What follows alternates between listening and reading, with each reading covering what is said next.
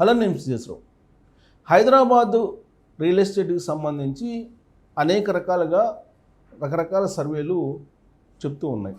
కొన్ని సర్వేలు ఏం చెప్తున్నాయంటే గత ఏడాది కంటే ఈ ఏడాది ఎక్కువ బిజినెస్ జరిగిందని చెప్పేటువంటి కంపెనీలు కూడా ఉన్నాయి. అసలు వాస్తవాలు ఏంటి అనేది చెప్పకుండా ప్రజల్ని తప్పుదోవ పట్టించేటువంటి సంస్థలే ఎక్కువ ఉన్నాయి. దానికి కారణం ఏంటంటే ఎక్కువగా వాణిజ్యానికి సంబంధించినటువంటి డిమాండ్ ఎక్కువ ఉందని చెప్తూ ఉన్నారు. అలాగే 10 కోట్ల నుంచి 50 కోట్ల మధ్యలో ఉన్నటువంటి వాటికి డిమాండ్ ఎక్కువ ఉందని చెప్తున్నారు. మార్కెట్ తక్కువ ఎక్కడ ఉందని అంటే ఓన్లీ మిడిల్ క్లాస్ హౌసెస్లో మాత్రమే అని చెప్తున్నారు. దాని మీద ఇప్పుడు వాణిజ్యానికి సంబంధించినటువంటి బిజినెస్ ఎలా ఉందని ఒక 4 సంస్థలు, ఒకటి కాదు 4 సంస్థలు సర్వే చేసాయి సంయుక్తంగా. అసలు హైదరాబాద్ పరిస్థితి ఏంటి, హైదరాబాదులో బిజినెస్ జరుగుతుందా లేదా అనే దాని మీద ఒక 4 సంస్థలు ప్రతిష్టాత్మకంగా తీసుకుని సర్వే చేసాయి. ఆ సర్వే రిపోర్టు ఇప్పుడు నా దగ్గర ఉంది, నేను మీకు వివరించేటువంటి ప్రయత్నం చేస్తాను. దీని ప్రకారం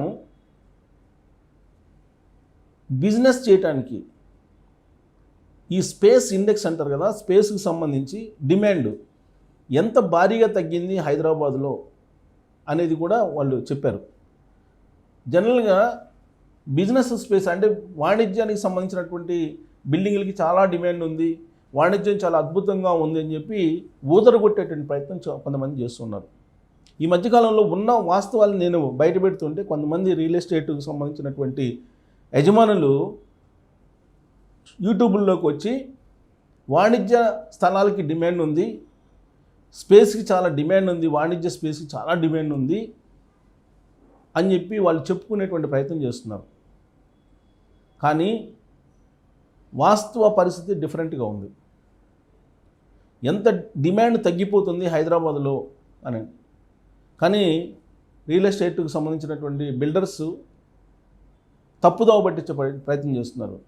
ఎందుకనంటే హైదరాబాద్కి జీసీసీలు వచ్చేస్తున్నాయి, ఈ కారణం చేత విపరీతమైనటువంటి డిమాండు రాబోయేటువంటి రోజుల్లో స్పేస్కి డిమాండ్ ఉంటుంది, బిజినెస్ స్పేస్కి డిమాండ్ ఉంటుంది అని చెప్పేటువంటి ప్రయత్నం చేస్తూ ఉన్నారు.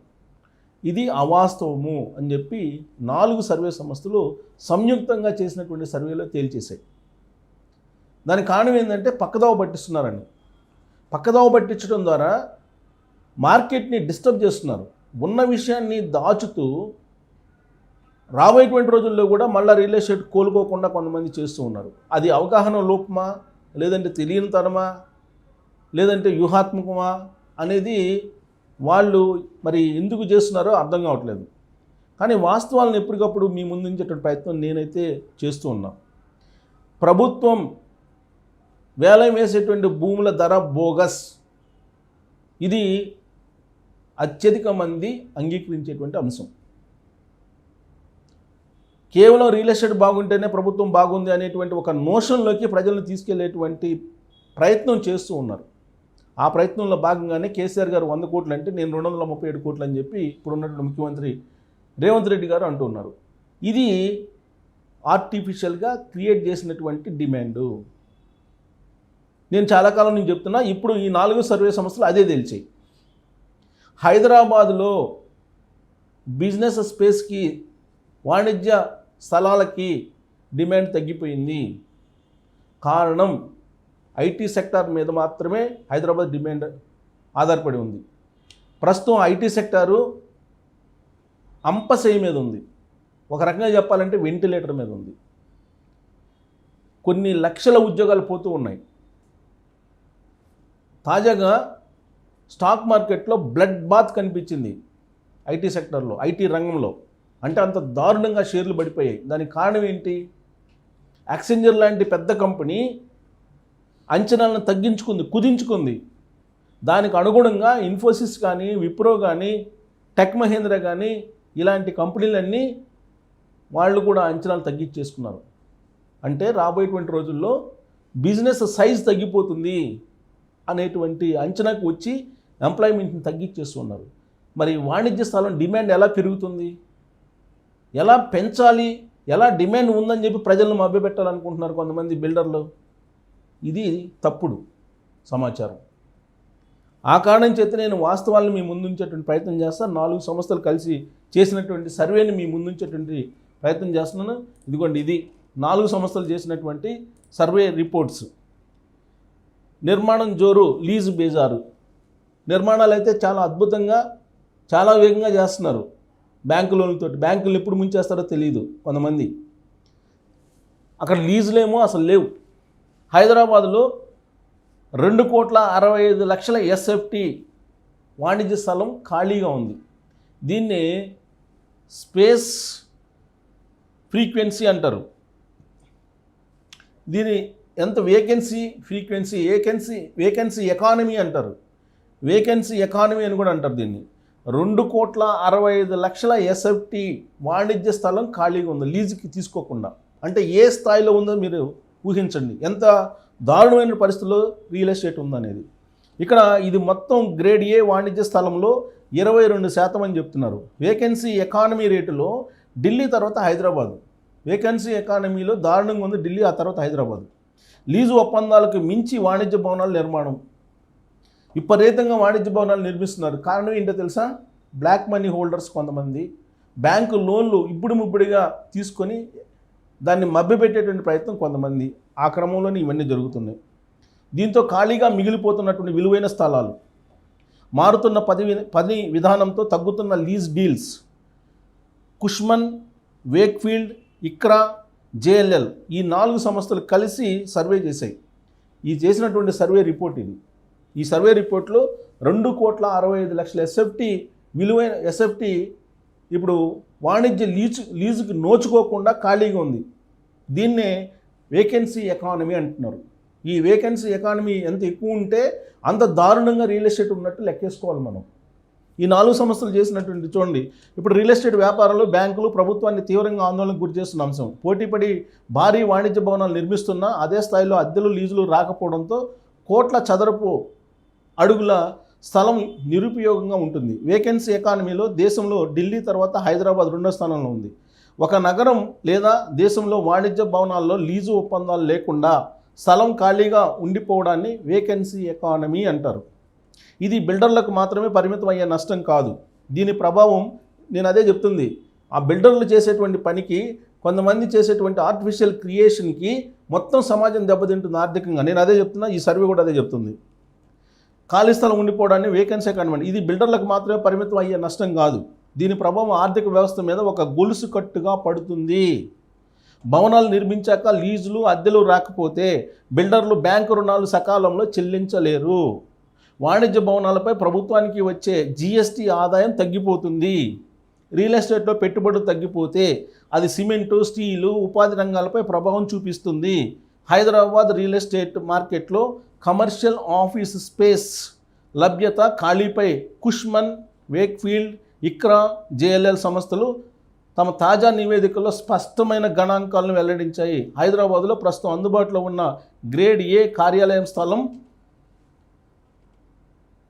ఇంత పచ్చి నిజాలు ఇలా ఉంటే తప్పుదావ పట్టించే ప్రయత్నం చేస్తున్నారు కొంతమంది. పచ్చి నిజాలు ఇవన్నీ కూడా. ఇక్కడ చూడండి, సుమారు 12 కోట్ల చదరపు అడుగులు దాటిందని తెలుపుతున్నారు. ఇది వేకెన్సీ 2022 నుంచి 2026 మొదటి త్రైమాసికం వరకు లీజింగ్ వివరాలను ఈ సంస్థలు వెల్లడించాయి. ఇదిగోండి, పలు నగరాల్లో వేకెన్సీ ఎకానమీ ఎలా ఉంది. హైదరాబాద్లో వేకెన్సీ ఎకానమీ 18 నుంచి 22 ఉంది. బెంగళూరులో 12 నుంచి 15 ఉంది. ఢిల్లీలో 20 నుంచి 25 ఉంది. ముంబైలో 14 నుంచి 16 ఉంది. అంటే ఢిల్లీ తర్వాత వేకెన్సీ ఎకానమీ అంటే లీజుకు నోచుకున్నటువంటి స్పేస్ ఎక్కువగా హైదరాబాద్లో ఉంది. ఈ లెక్కన మరి రియల్ ఎస్టేట్ బాగున్నట్ట బాగలేనట్ట? ఆ 4 సర్వే సంస్థలు సంయుక్తంగా ఎందుకు చేశాయనుకుంటున్నారు? వాళ్ళు ప్రముఖ రియల్ ఎస్టేట్ సంస్థలకు సంబంధించినటువంటి సర్వే సంస్థలు, వాళ్ళు మార్కెట్ని ఎప్పటికప్పుడు స్టడీ చేస్తుంటారు. దాన్ని బట్టి వాళ్ళు సజెస్ట్ చేస్తూ ఉంటారు. బ్యాంకులు కూడా సజెస్ట్ చేస్తూ ఉంటారు. ముబ్బడిగా బ్యాంకులు లోన్లు ఇచ్చేసాయి, రేపు రిటర్న్ రాకపోతే మునిగిపోయేది బ్యాంకులు, ఫలితంగా ప్రజలు మునిగిపోతారు అల్టిమేట్గా. అందుకే ఇది చైన్ లింక్ అనమాట, ఒకదానికి. రియల్ ఎస్టేట్ ఆర్టిఫిషియల్ క్రియేషన్ అని అంటే అదేదో బిల్డర్లకు సంబంధించినటువంటి ఇష్యూ కాదు, మొత్తం సమాజానికి ఆర్థిక వ్యవస్థకు సంబంధించినటువంటి ఇష్యూ. ఆ కారణం చేతనే ప్రతిరోజు అలర్ట్ చేసేటువంటి ప్రయత్నం చేస్తున్నా. ఇప్పుడు ఏమంటారు మరి? ఇదంతా చూసిన తర్వాత ఇంకా చాలా రిపోర్ట్ ఉంది. ఆ రిపోర్ట్ ఎక్కడెక్కడ ఏంటి అనేది కూడా. సో ఓవరాల్గా హైదరాబాద్లో ఉండేటువంటి పరిస్థితి వీళ్ళు ఎక్స్ప్లెయిన్ చేస్తూ ఇక్కడ చూడండి, వెస్ట్ జోన్లో మొత్తం లీజుల్లో 75% కంటే ఎక్కువ వెస్ట్ జోన్లో ఉందంట. గతంలో ఐటీ కంపెనీలు ఎక్కువగా లీజు ఒప్పందాలు చేసుకునేవి. 2024 నుంచి కోవర్కింగ్ సంస్థలు లీజు ఒప్పందాలు చేసుకోవడం పెరిగింది. ఈ కోవర్కింగ్ అనేది లేకపోతే అసలు ఈ మాత్రం కూడా ఉండేది కాదు. ఈ కోవర్కింగ్ మార్కెట్ చేస్తున్నారు ఇప్పుడు. ఇది కోవర్కింగ్ స్టేషన్స్ పెట్టి 2026లో వీటి వాటా సుమారు 30% చేరినట్లు నివేదికలు పేర్కొన్నాయి. హైదరాబాద్లో లీజులు భారీగా ఉన్న నిర్మాణాలు అంతకు మించి జరుగుతుండటంతో వేకెన్సీ రేటు అధికంగా ఉందని కుష్మన్ వేక్ఫీల్డ్ సంస్థలు పేర్కొన్నాయి. కొత్త నిర్మాణాల వల్ల 88 లక్షల ఎస్ఎఫ్టీ స్థలము అందుబాటులోకి రావడంతో 2024-25 సంవత్సరాల్లో 1,70,00,000 ఎస్ఎఫ్టీ స్థలాన్ని కంపెనీలు అద్దెకు తీసుకున్న వేకెన్సీ ఎకానమీ రేటు తగ్గలేదు. గ్లోబల్ క్యాపబిలిటీ సెంటర్లు జీసీసీలు ఐటీ కంపెనీలు ఈ స్థలాలను లీజు చేసుకున్నాయి. 2025 డిసెంబర్ నాటికి హైదరాబాద్ మొత్తం కమర్షియల్ స్పేస్లో 22.06% ఖాళీగా మిగిలిపోయింది. ఇది డిసెంబర్ నాటికి. ఇప్పుడు ఇంకా ఎక్కువ ఖాళీ ఉంటుంది. అంటే సుమారుగా 2,65,00,000 ఎస్ఎఫ్టీ వాణిజ్య స్థలం నిరుపయోగంగా ఉంది. ఎందుకు పనికిరాకుండా ఉంది. 2026 మొదటి త్రైమాసికంలో మార్కెట్ కొంత ఊపందుకుంది. కొత్త నిర్మాణాలు కాస్త తగ్గడంతో ఖాళీ స్థలాలు కూడా స్వల్పంగా తగ్గింది. ఈ 3 నెలల్లో కొత్త ప్రాజెక్టులు అందుబాటులోకి రాకపోవడంతో పాత ఖాళీ స్థలాలు దాదాపు 31 లక్షల ఎస్ఎఫ్టీ స్థలాన్ని కంపెనీ లీజ్ చేసుకున్నాయి. ప్రస్తుతం వేకెన్సీ రేటు 20.22% ఉంది. నగరంలో సుమారు 2,65,00,000 ఎస్ఎఫ్టీ స్థలం నిరుపయోగంగా ఉందని కంపెనీలు తెలిపాయి. కొత్తగా 1,10,00,000 ఎస్ఎఫ్టీ వాణిజ్య స్థలం త్వరలో అందుబాటులోకి రానుంది. వేకెన్సీ ఎకానమీ అత్యధికంగా గచ్చిబౌలి, ఫైనాన్షియల్ డిస్ట్రిక్ట్, కోకాపేట ప్రాంతాల్లో ఉంది. చాలామంది ఏం చెప్తున్నారంటే ఈ లీజులు ఎక్కువగా ఈ ఏరియాలో ఐటీ క్యారిడార్లు అద్భుతంగా జరుగుతున్నాయి అంటున్నారు. ఈ రిపోర్ట్ ఏం చెప్తుంది? అత్యధికంగా గచ్చిబౌలి, ఫైనాన్షియల్ డిస్ట్రిక్ట్, కోకాపేట ప్రాంతాల్లో ఉందని చెప్తున్నారు. వేకెన్సీ ఎకానమీ అనేది అంటే ఎక్కువగా ఖాళీగా ఉన్న ప్రాంతాలు, ఆఫీస్ స్పేసెస్. ఇక్కడ నివేదిక ప్రకారం ఈ ప్రాంతాల్లో వేకెన్సీ రేటు 25-30% ఉందని చెప్తున్నారు. దీనికి కారణం ఏంటంటే వర్క్ కల్చర్లో మార్పులు రావడం వల్ల వాణిజ్య స్థలం రీజులు తగ్గుతున్నాయని నివేదికలో పేర్కొంది. హైబ్రిడ్ వర్క్ కల్చర్ వల్ల ఆఫీస్ స్పేస్ అవసరం తగ్గుతుందని ఐటీ కార్పొరేట్ కంపెనీలు గుర్తించాయి. డిజిటలైజేషన్, ఈ కామర్స్ ప్రభావంతో భౌతిక దుకాణాలు, మాల్స్ స్థలాలకు డిమాండ్ తగ్గినట్టు కంపెనీలు పేర్కొన్నాయి. మార్కెట్ అవసరాలను గుర్తించకుండా భారీగా నిర్మాణాలు చేపట్టడం కూడా ఇది ఇబ్బందికరంగా మారింది. సో కాబట్టి ఇప్పట్లో రియల్ ఎస్టేట్ కోలుకునే పరిస్థితి లేదు అని చెప్పి ఈ 4 సంవత్సరాలు చేసినటువంటి సర్వేలో చెప్తున్నాయి. మరి వాస్తవాలు ఇలా ఉంటే ఎందుకు పక్కదోవ పట్టిస్తున్నారు జనాల్ని? ఎందుకు సమాజాన్ని పక్కదోవ పట్టిస్తున్నారు? ఎందుకు ఆర్థిక వ్యవస్థని చిన్నాభిన్నం చేయాలనుకుంటున్నారు? అల్టిమేట్గా బ్యాంకులు దెబ్బతింటే ప్రజలు ఆర్థికంగా నష్టపోతారు. రియల్ ఎస్టేట్ వాళ్ళు లోన్ తీసుకుంటారు. లోన్ తీసుకుని బోర్డు దిప్పేసినటువంటి వాళ్ళు అనేక మంది ఉన్నారు. కాబట్టి వాస్తవాలని మీ ముందుంచే ప్రయత్నం చేస్తాను. హైదరాబాద్ రియల్ ఎస్టేట్కు సంబంధించినటువంటి పచ్చి నిజాలు ఇవే. ఇంతకు మించి నిజాలు ఏమి ఉండవు. ఆఫీస్ స్పేసు, జీసీసీలు వచ్చేస్తున్నాయి, అద్భుతమైన డిమాండ్ ఉందని చెప్పి చెబుతున్నారు. రాబోయే రోజుల్లో ఇంకా పతనానికి వెళ్ళేటువంటి ఛాన్సెస్ ఉన్నాయని చెప్పి ఈ సంస్థలు అంచనా వేస్తున్నాయి. దీని మీద మీరు కామెంట్ చేయొచ్చు. Thank you.